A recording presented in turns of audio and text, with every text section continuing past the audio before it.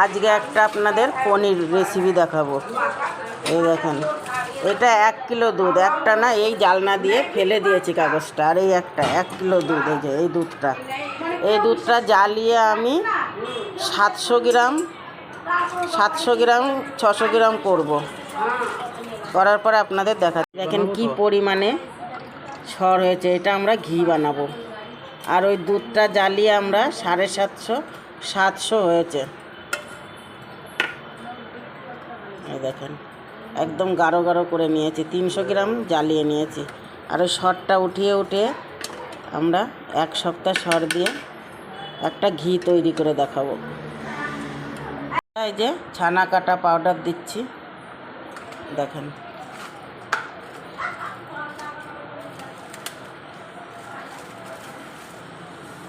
এটা যেটুকু লাগবে ওই পরিমাণে ঢালতে হবে। দুধ যেটা পরিমাণে আছে সেইভাবে ঢালতে হবে। বেশি কম দিলে হবে না, ঠিক পরিমাণ মতোই দিতে হবে।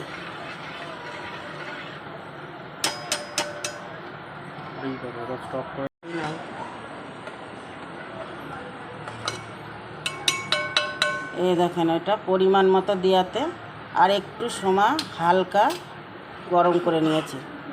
এখন ওইটা ছানাটা হয়ে গেছে, ওইটা এখন ঢালবো।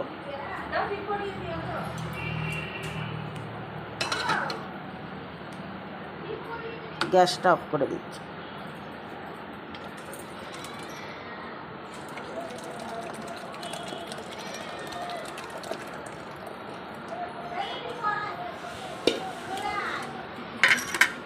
দেখেন কি সুন্দর ছানা হয়েছে।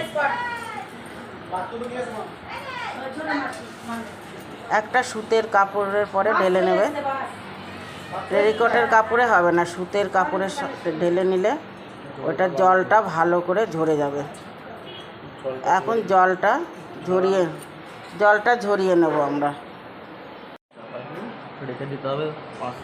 এখন এটা আমি নিয়ে এসে জলটা ঝেড়ে ভালো করে ঠাসা দিয়ে 10 থেকে 15 মিনিট মতো আমি এইভাবে রেখে দেবো।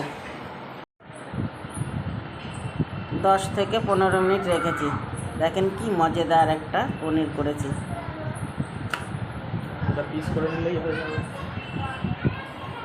এটা এখন পিস করে কেটে দেখাবো।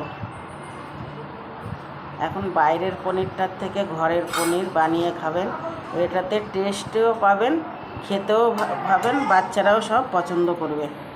ঘরের লোক সব, বাচ্চারা সব পছন্দ করবে এই পনিরটা। দেখেছেন কি সুন্দর হয়েছে।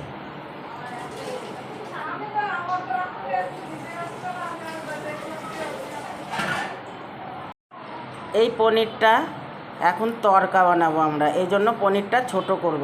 আপনারা চাইলে বড় করতেও পারেন, আমরা একটু ছোট ছোট করে কাটবো, কেননা আমরা তড়কার মধ্যে দেবো। এটা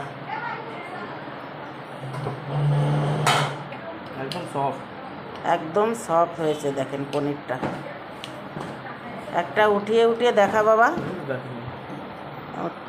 এই দেখেন কি সুন্দর সফট হয়েছে, দেখেছেন? এই দেখেন খেতেও সুন্দর হবে।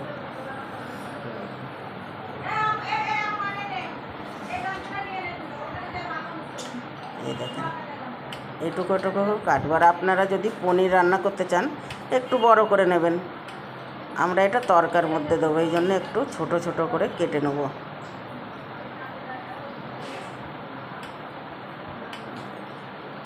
এইভাবে পিস করব। আপনারা চাইলে একটু বড় করতে পারেন, আমরা এইভাবে করব। আমাদের ঘরের সব লোক এই তড়কাটা অনেক পছন্দ করে পনির দিয়ে। আজ আপনাদের সঙ্গে এইটাই শেয়ার করছি।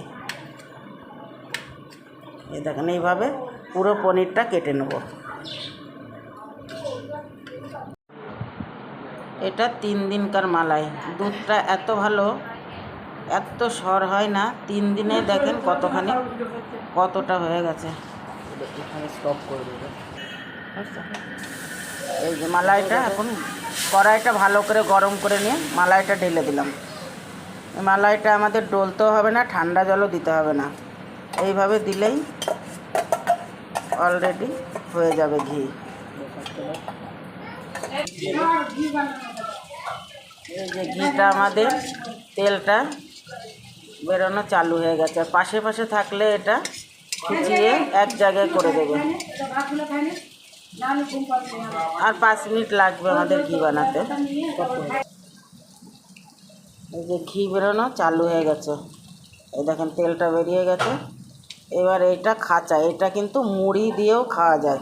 আমার ঠাকুমা মুড়ি দিয়ে সুন্দর করে মাখিয়ে আমাদের বাটিতে করে দিত, খেতে খুব ভালো লাগে এইভাবে। এই যে তেলটা 50 গ্রাম মতো ঘি বেরিয়েছে। আর ওই খাঁচাটা আমরা চিনি দিয়ে মুড়ি দিয়ে মাখিয়ে খাবো। ওটা পুড়ে গেছে, এখন দেখি যদি খাওয়া যায় খাবো, নাই তো ফেলে দেবো। এই দেখেন 50 গ্রাম মতো ঘি বেরিয়েছে।